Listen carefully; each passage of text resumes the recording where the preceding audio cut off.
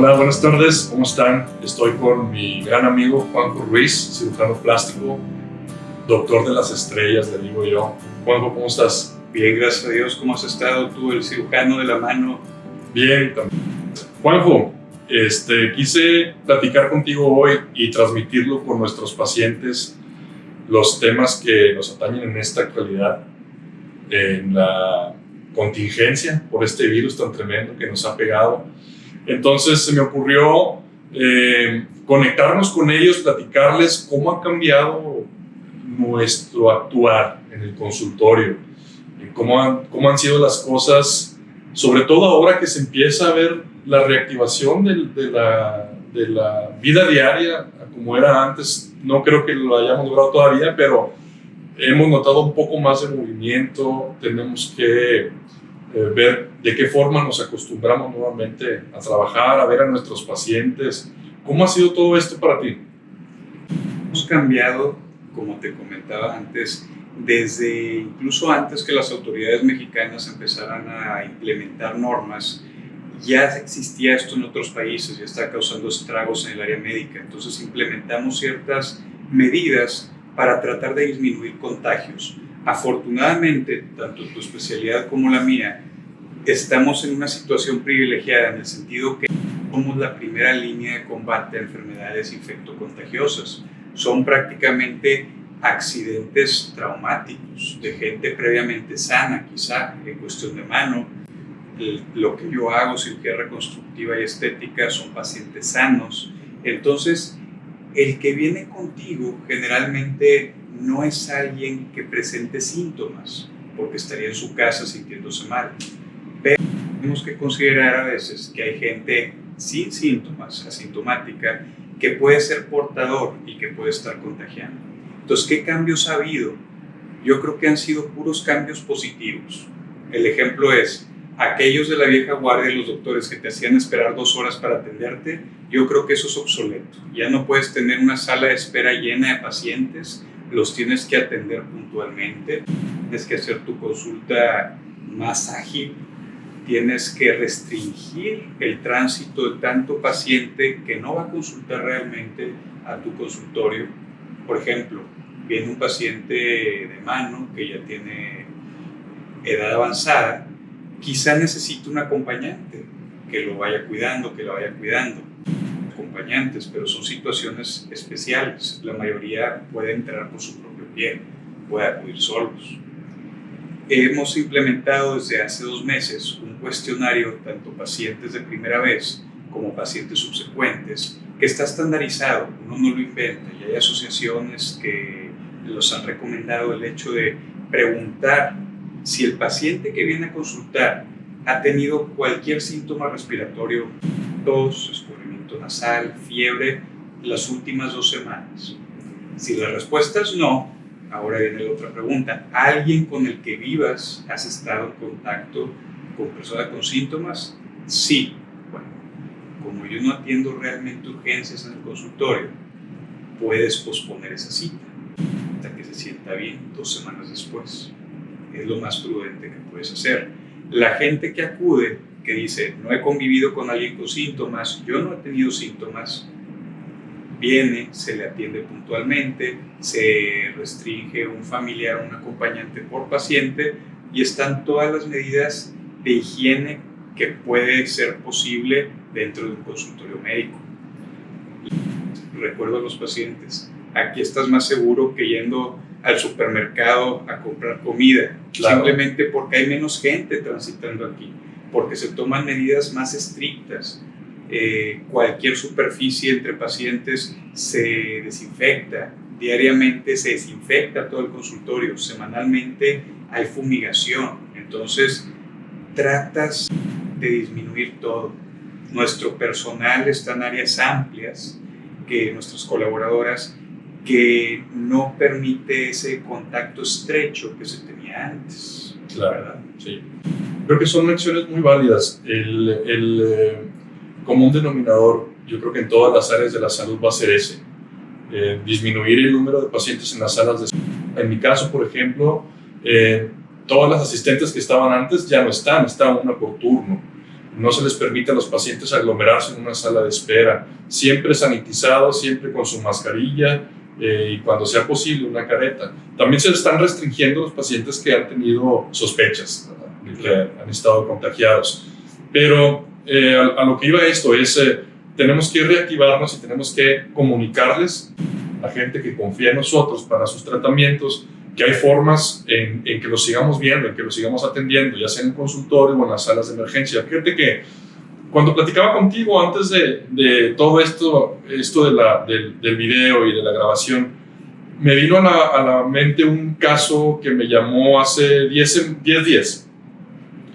Me dice la paciente, es que la paciente no soy yo, el paciente es mi hermano, pero tengo tanto miedo como vive conmigo de que vaya a consultar. Entonces le pregunto de qué se trata. Dice, mi hermano tuvo un golpe y padece el dedo fracturado, pero no lo hemos dejado salir. Entonces, hay que poner en una balanza todo, ¿no?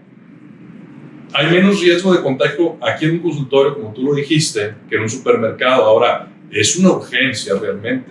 Me dice, tiene el dedo medio chueco, pero yo le digo que no salga, que después se lo quiebran y se lo acomodan. Entonces, tampoco hay que ser tan drásticos, ¿verdad? Claro, una urgencia, tienes que poner en la balanza. En medicina somos mucho de porcentajes, y son porcentajes fríos que los tenemos que aterrizar. Entonces, a mí me toca atender los accidentes, sobre todo en cara de niños y todo. Entonces, desde mi punto de vista, sería absurdo dejar a tu niña, a mi niño, con una herida en la ceja abierta porque te da miedo ir a que lo atiendan en urgencias, ¿verdad? Obviamente, los hospitales han hecho todo lo que la ciencia, la infraestructura y humanamente posible se puede hacer, aislando toda una área para enfermedades infectocontagiosas, para el que llega tosiendo, por ejemplo, y otra para este tipo de urgencias que son traumáticas. Entonces, nadie está exento de llegarse a contagiar en algún momento, pero hay prioridades. Un dedo roto, tú sabes, puede tener hasta una infección, osteomielitis, puede acabar, para que vean todos, hasta en una amputación, o perder simplemente su función. Entonces, primero es vida, luego es función y al final es estética. Entonces, tienes que conservar la función. Sí, yo lo veo así, de esa manera. Obviamente, un gran porcentaje de los diagnósticos que vemos en nuestra consulta, en la cirugía de la mano, pues, son diagnósticos que pueden esperar sin ningún problema. Pero ya cuando tienes dolor que no te deja funcionar, tienes una lesión que te acabas de caer, te duele mucho y no te deja estar el dolor en paz, que tienes que hacerlo. Hay formas en las que se ha estado actuando en las salas de emergencia y yo creo que siempre va a ser más conveniente descartar lesiones graves, aún con ese riesgo de exposición, a quedarte con una lesión posiblemente después traiga consecuencias graves. Que comprometa la función o incluso la vida. Por ejemplo, están el caso de pacientes diabéticos que a lo mejor les puede dar terror ir a un hospital porque puede haber algún caso de COVID o lo que sea ahí. Pero también una misma infección en un ortejo del pie, en un dedo de la mano, puede ser mortal. Entonces, hay cosas que no deben de esperar. Y es muy importante que sepa la gente que se toman las medidas necesarias. Por ejemplo, cirugía electiva, porque no todo es urgencia de la mano. Hay cirugía electiva, un dolor por síndrome del túnel del carpo. Todo el mundo sabemos que no es una urgencia, pero para el paciente estar con dolor, estar con parestesias, puede ser frustrante y terrible. Entonces, cada quien sufre de su padecimiento de distinta manera. En esos casos que son electivos, cirugía de mano y otras cirugías plásticas, por ejemplo, en mi caso, se pide la prueba del COVID 72 horas antes de que sea la cirugía. Cirugía de urgencia también se pide, pero a veces no es real, no es factible esperarte a que salga. El ejemplo es con los cirujanos, una apendicitis. No voy a esperar 3 días a que me salga positivo o negativo, porque como quiera lo tienes que operar si no se muere el paciente. Ahora, está la prueba serológica que te da resultados, posiblemente no sean tan fidedignos como el hisopado, pero es lo que se está haciendo en los hospitales. Hay una memoria del sistema inmune ante la infección y esta está positiva en la sangre y eso te tiene el resultado en 1 hora. Entonces, yo considero que esa es buena medida para los pacientes de urgencias y que es lo que están haciendo los principales hospitales de la ciudad. y bueno, es una alternativa, ¿verdad? Y más que nada hay que saber que siempre estamos viendo en el máximo beneficio del paciente. Hay de repente pacientes que tienen miedo en ir a consultar, pero le hablan a la persona que vayan y les peine o les corte el pelo, les pinte el pelo, las uñas a su casa. Entonces eso tiene mayor riesgo desde mi punto de vista que acudir con un profesional de la salud, con un especialista que, como les dije al principio, no estamos atendiendo enfermedades infectocontagiosas para atenderse de algo, porque lo crónico degenerativo sigue. No puedes parar a todo el sistema de salud, claro, porque hay gente que tiene problemas de rodilla, de manos, de hombro y que se tiene que atender. Pues sí, desafortunadamente esto sigue y hay que tomar sus precauciones, pero también hay que darle tratamiento y hay que darle avance a las patologías en cuanto se pueda, ¿verdad? En lo posible. Sí. Y todo viene a mejorar tanto los protocolos de salud como en las empresas. Entonces hay que sacar lo mejor de este tipo de contingencias. ¿Por qué? Porque hemos mejorado aún nuestra práctica. Existen algo que se llama best practice, que son las máximas de seguridad, de excelencia, de calidad que debe tener un especialista. Y yo estoy seguro que con estos contagios que hubo o que sigue habiendo, la calidad de la atención médica simplemente va a mejorar. Juanjo, ¿hay algo que nos ha hecho cambiar nuestra forma de ver pacientes o por lo menos una nueva forma de evaluarlos o por lo menos de interrogarlos? Son las consultas por videollamada. Ahora que está todo esto de la contingencia por el coronavirus, se empezaron a usar las videollamadas para consultar a los pacientes. Hay quienes no creen en ellas, incluso nosotros mismos tenemos nuestra duda porque no podemos evaluar al paciente, no lo estamos tocando. Hay quienes tienen que auscultar, nosotros no, pero ¿cómo le hacemos para hacer ese tipo de actividades? Yo en mi caso, por ejemplo, tengo contacto con el paciente, ya sea por un mensaje o un correo electrónico, y nos orientamos a un diagnóstico. Entonces, si es algo en lo que yo puedo resolverle parte de su problema, podemos agendar una videollamada. Algo muy clásico. Me dice el paciente, siento que mis dedos me hacen clic, no los puedo doblar. Tú ya estás pensando en un dedo en gatillo. Entonces, es posible que ese tipo de consultas las puedas ofrecer por una videollamada. Interrogas específicamente al paciente sobre los puntos clave del dedo en gatillo y le generas una receta electrónica. Hay consultas donde realmente no se puede hacer esto. ¿Tú cómo ha sido tu videollamada, tu consulta por videollamada? ¿Tienes ese tipo de consultas? La acabo de implementar hace alrededor de mes y medio, pero siempre estuve muy renuente a confesar este tipo de tecnología y eso que existe desde hace años. Sí, claro. En las comunidades alejadas se hace este tipo de telemedicina, así se llama, incluso oftalmólogos, por ejemplo, me acuerdo para los iPhones hace como 5 o 6 años, diseñaron unos lentes que reemplazaban su, vamos a decir, instrumental que tiene el consultorio para poder estar viendo un médico general allá o un enfermero quizá en África y él dando un diagnóstico desde Estados Unidos, desde Gran Bretaña. Entonces ya existe.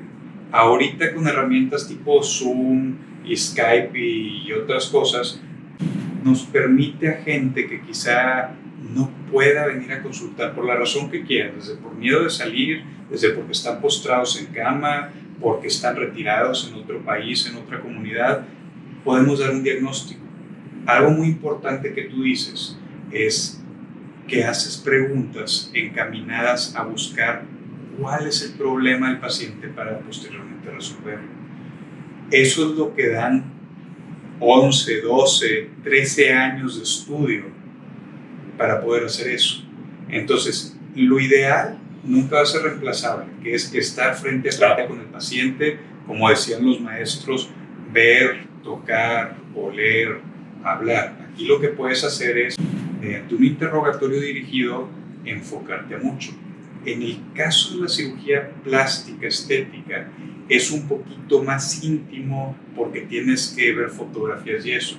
En lo personal, yo les pido a los que van a hacer una telellamada, videoconsulta, que manden ya sea al correo electrónico especial del consultorio fotografías previamente tomadas con ciertas especificaciones, o incluso yo uso, por ejemplo, Zoom. En Zoom compartimos pantallas, entonces si la paciente o el paciente, en dado caso que sea algún área íntima, me puede mostrar fotografías que él o ella tienen desde su computador o celular. Me ha tocado últimamente, la semana pasada, una paciente de Austin que estaba dentro del carro, no sé si afuera de su trabajo, que dentro del carro con el celular, así hicimos la consulta. Entonces imagínense poder consultar desde tu celular. Obviamente uno está tras la computadora en el consultorio, pero le das una herramienta más al paciente para que se sienta más cómodo.